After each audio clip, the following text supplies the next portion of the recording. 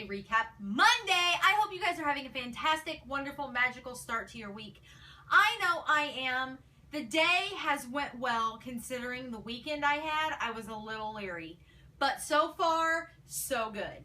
This weekend, though, I hope yours was far better than mine. Mine was the weekend from you know what.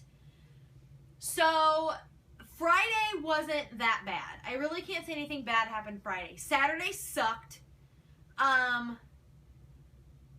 It was just, I was tired and cranky and I was in a mood and I didn't want to do anything.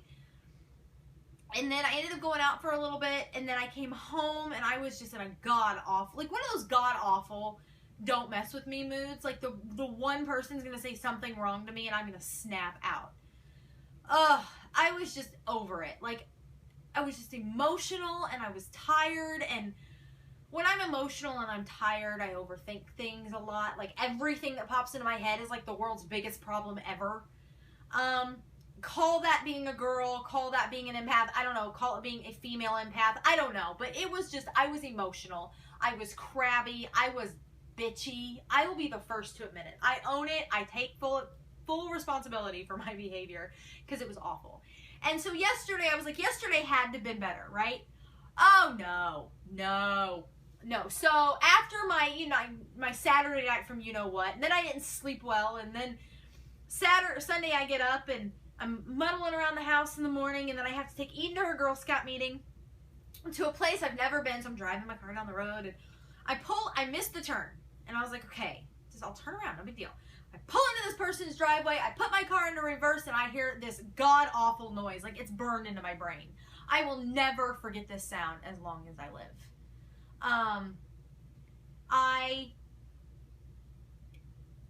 I swear to God, like I was gonna back up and see like my engine sitting in the road. Like it was that bad. The sound was that horrible. Something busted, something shattered. I was just in panic. But my car wouldn't go anywhere. So now it appears to be stuck in reverse. So finally, like some woman like bumps me to the side of the road because it's still running. The car's still running. It just won't move. So I knew something within the shifter, the gears had broken. I didn't know. I was worried about my transmission. I was freaking out. So I get there. I get the tow truck. I get it to the shop. And they call me today, and thank God it's not my transmission that they know of right now. They said right now my transmission seems to be okay. It's what's obviously wrong is the left front CV axle rod and joint broke. I guess some mechanism. I'm not a car person. I don't know. That's what they told me. But some mechanism in the front left part of the car is busted that deals with the gears and whatever. So the axle rod is broken. They're like, it's like $300. I was like, fine, fix it. I don't even care. The car is a beast. It's got 284,000 miles on it. It's an 06.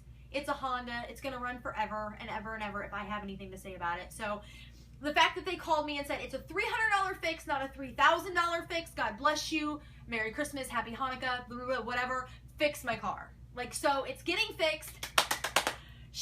The Silver Bullet is still on the road. She is still going strong, or she will be tomorrow. But I gave her a pep talk this morning when I went and dropped the keys off, and I went and got a few things out of her. I said, come on, I can take care of sick, I can take care of hurt, I can't fix dead. Please don't be dead. And she listened to me.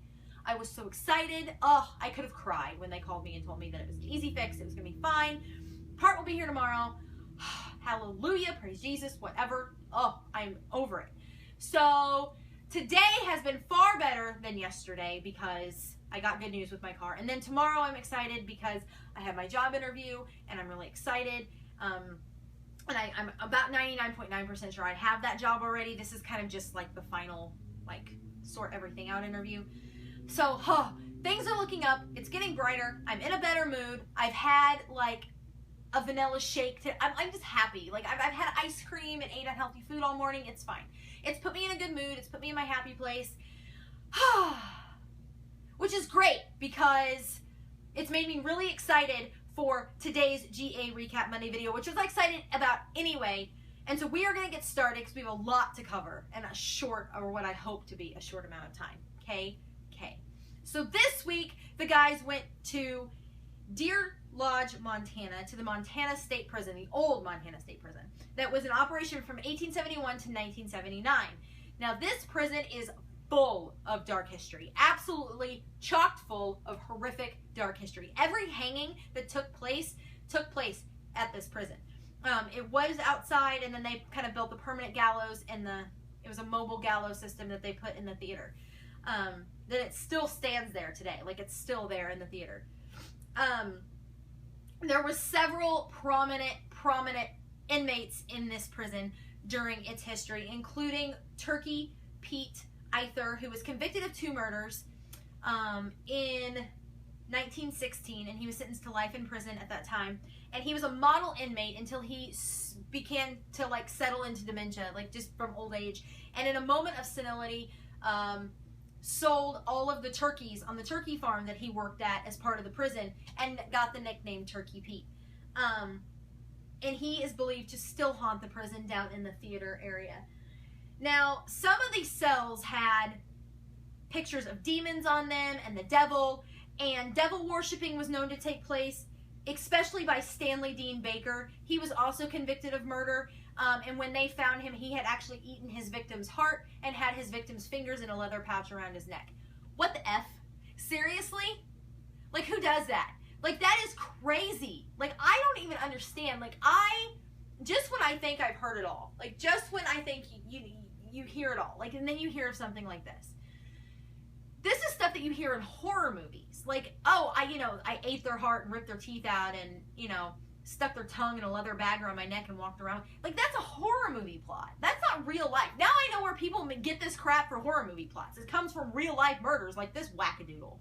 So he would have a satanic, like he would do like satanic, like devil worshiping in his cell, and he would not talk to anybody. The chaplain, he wouldn't talk to social workers, he wouldn't talk to inmates, other guards, he wouldn't talk to anybody till he threw chicken bones on the goddamn ground, and the chicken bones would tell him what to say.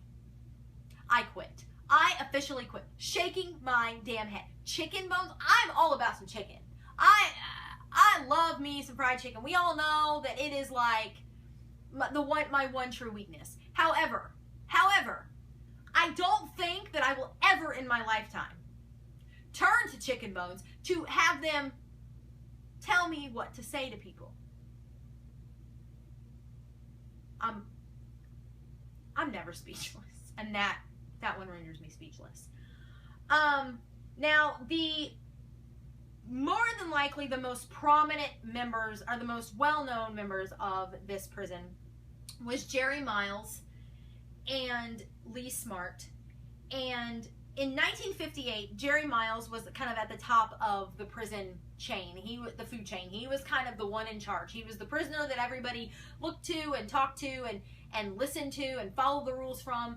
And when a new deputy warden, Ted Roth, came onto the scene, he kind of ended all of that. Well, Miles didn't like that very much, and he threatened the warden's life, which landed him in the hole for a month. When he got out of the hole, he sparked the 1959 riot that ultimately killed Ted Roth when his partner and lover, Lee Smart, shot him. And then they kind of held out with hostages up in the top of this tower, and it was a 3-day riot that called in the National Guard and all of the above. And on day 3, they actually shot a bazooka into the tower in an attempt to kill them or subdue them. And when Jerry Miles and Lee Smart seen that they could no longer make an escape, they decided to end their own lives. So Lee Smart actually killed Jerry Miles. He shot him, and then he shot himself. And that was kind of the end of them and the end of the riot. But this is just, I mean, prisons have a dark history anyway, but this is just crazy. Like, between the devil worshiping, the riot, an inmate burning to death in his cell. It was so hot in the hole that he literally cooked to death. It's absolutely horrific. And so going into lockdown, I knew that it was going to be an absolute cray-cray episode, and it was. So the guys begin their lockdown in the 912 cell block, which houses Turkey Pete's retired cell, where Stanley Dean Baker was housed and would do the devil worshiping, where they seen the devil markings and the demon markings on the wall. And And the whole area in there is real heavy. Every time, even while they were doing the walkthrough, the air is so heavy there. And so they would use, they were just kind of trying to use any sort of equipment, like a digital recorder and stuff, to get EVPs, but they really didn't get anything. However, they could feel the energy in the air. The guys were real anxious. It was Aaron and Billy and Zach. Jay was back at Nerve Center, and Billy's been wearing like one of those Fitbit wrist thingies, and they noticed that Billy's heart rate, this thing measures your heart rate, and so his heart rate shot up to like 119, 120. He's like, it's 74, resting all the time. He was just kind of standing there. He wasn't doing anything, but the anxiety of the area was so thick, and the air was so thick, that it was affecting his heart rate and affecting the equipment. But they really didn't get a lot of evidence, other than they did get a light anomaly when shoot out of Zach's hand and then kind of hover over by Billy's wrist and then shoot back towards Zach. And then they hear kind of a noise, and Jay is at Nerve Center, and he notices that there is a big light anomaly that shoots out of the gallows. And they were standing in front of Turkey Pete's cell at the time, and then this ball of light kind of comes out of the noose at the gallows where Turkey Pete is said to haunt. So they run over, like literally run over to the theater, which is another part of the prison, and they bust out the Ovilus 3, which is a word database box that emits electromagnetic energy that the spirits can manipulate to form words and make contact. And they were under the gallows, and the first thing they get is Tom Woods, which they soon learn is the current deputy warden of the new Montana State Prison, which was kind of weird, and they didn't know if there was any like connection to that. They were going to have to do some history, but they did find out that Tom Woods was actually the current deputy warden at the new Montana State Prison, which I thought was just really weird. And then they got shoot, self, and weapon. Now, they were almost convinced at this point that they were making contact with Lee Smart, who shot himself with a gun, and so it was just really weird. And they were getting super amped up about it. They were getting super excited because this was an intelligent response, and it all made sense to the situation. It wasn't like random stuff. Then they hear scraping sounds up on the stage, like stuff is moving around on the stage. Zach comes out from behind the gallows, and he's not himself. He's really nauseous. He's kind of lethargic and really feeling just out of sorts. And this whole time they've been using the SLS Kinect Cam, and they haven't really been getting anything on it. And then Aaron takes it over, and all of a sudden he gets a figure that's mapping out on the SLS cam, and it's on the stairs, and he sees it kind of going up and down the stairs, almost like walking the stairs, and he's like, can you lift your leg? And this damn thing almost, I swear to God, like he was big stepping. Like he lifts his one leg up, and Aaron even said it, he's like, the guy just was big stepping, I'm not even lying. But he responded when they said, can you lift your leg? And then he walked up the stairs, walked down the stairs, and it was gone. And that is what I love about that freaking camera, is like that as creepy as it is. Like, I know it's just the Kinect technology that we use on our Xboxes all the time, but it's so cool to see it broken down like that and be able to actually see something that you know is not there, but whatever is in this camera is picking up on that, and that technology is mapping out a figure, and it's so insanely cool to watch. It's probably one of my favorite pieces of equipment for sure. After that, the guys kind of all go back to Nerve Center. They all decide to break up a little bit because the prison is so freaking huge. And so Billy goes to the hole where the inmate Larry Cheadle actually burned to death. He baked in his cell. Aaron goes to the death tower where Lee Smart and Jerry Miles were killed. And Zach stays at Nerve Center with Jay for the moment to kind of decompress from everything that had happened in the theater. While Billy was in the hole, we got introduced to a new piece of equipment, which makes me so excited. That was once again, of course, designed by the GAC's own Bill Chappell. And it is called the Pilfer, or the Positive Ion Low Frequency Energy Receptor. I will say Pilfer, because that is a lot of words. That's a lot of technology for one little device. What this does, it has 3 chambers that create low frequencies that cause positive ions to fill the air. Now, positive ions are harmful to humans. Now, especially in large capacities like that in small confined spaces. And it was no exception. Billy was for sure being affected by this thing. Like, it was hysterical. So we were watching it, and Billy was kind of getting out of, kind of out of sorts. And then they go, of course, they go to a commercial, which I think is so stupid. I think, the Ghost Adventures should be like commercial free all the time. But when they come back, Zach and Jay are just laughing at him because he's like on the radio and he's like, it's Larry Pilfer, right? And Zach's like, it's the damn device. Like, it's screwing with his head. He's like, Larry Cheadle. Just say Larry. Just go with Larry. He's like, okay. In the hole, I'm starting to get a bit concerned as this is a powerful experimental machine, so we don't know its exact effects on the human body. Billy is beginning to experience confusion and euphoria, making it very hard for him to make sense right now. Larry Pilfer, correct? That's a device.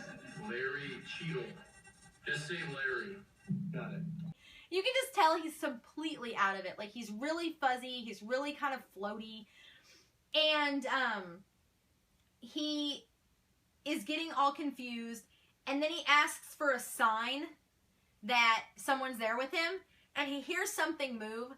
And we once again get to hear the slowly becoming famous Billy scream, which I love. Like, I think it's great. Like, it's starting to trend on Twitter. Like, it's going to end up with its own Facebook page eventually. Like, it's going to have its own thing. Because Billy Tully screaming is the best thing on the planet. We talked about it last week. He did it again this week. I love that he can make fun of himself and enjoy it. It's just absolutely hysterical to me. And so being able to watch that is just priceless. But he screams again, and it's just, he's instantly shaken. Like, God bless him. I know he's still getting used to the whole investigation thing. It's fantastic. I love it. I think it's great. But it absolutely terrifies him. And so he's like, you know what? I'm getting out of here. Like, he knows when he's had enough, and he just kind of packs it up and leaves. Because it was just way too much. Aaron goes into the Death Tower and busts out the SB7 spirit box. Doesn't get a lot of information with that, but can still kind of feel the environment. Like, he can feel something there, but not really anything's talking. He does get something out of the spirit box that says 1. That was Tower 1. They could have been talking about the tower. They could have been talking about how many people died. I don't know. Like, it was kind of a hit and miss on what exactly he was talking about, but it was a very distinct and clear 1. They wrap up Lockdown with Zach going into the tunnels where people have been scratched before, and Zach is down there and hears a man's voice. It kind of pins him against the wall. It really freaks him out. And then he gets the clearest freaking footsteps I have ever heard. Like, it is full on thump, thump, thump, thump. Like, it is a crystal clear footstep. And it just shakes him to the core, and he is convinced there's someone down there with him. He kind of throws his flashlight to see if he can get the spirits to manipulate it, but nothing else happens. He hears nothing else. It goes calm. And it was just, but you could tell it was really, really, really bothering him. And that's kind of where they wrap up Lockdown, and the episode ends. Overall, it was absolutely crazy, full of evidence. The best piece of evidence they got, however, was Zach took photos on his way down to the tunnels with the full spectrum still camera, and got a picture of a guy, like a full body apparition. You could see 2 legs, a torso, a body, kind of a funky looking arm, and it had no head. But it was a full-on apparition. Took the same picture right next to it, same spot, and there was nothing there. There is no doubt in my mind this place is haunted. It is absolutely crazy. And they were for sure trying to make contact with the guys through the Ovilus, with the SLS cam, with the still pictures. They got plenty of evidence to back up every claim that's ever been mentioned at this prison, and it was just unbelievable. I have yet to be disappointed this season with Ghost Adventures, and I'm so excited because I hate having to do videos on episodes that stink. Luckily, I haven't had to do that very often. It doesn't happen very often where I'm just like, I can't do this recap because the episode sucked. And it's just, season 11 is off to a great start, so I absolutely cannot wait for next week. But that is all I I have for GA Recap Monday. I will be back tomorrow for GA QA Tuesday, where I answer all of your Ghost Adventures related questions that you guys ask me all up on the Facebook page or through instant message. Until then, stay happy, stay healthy, have a great, wonderful rest of your Monday. Much love and happiness, guys.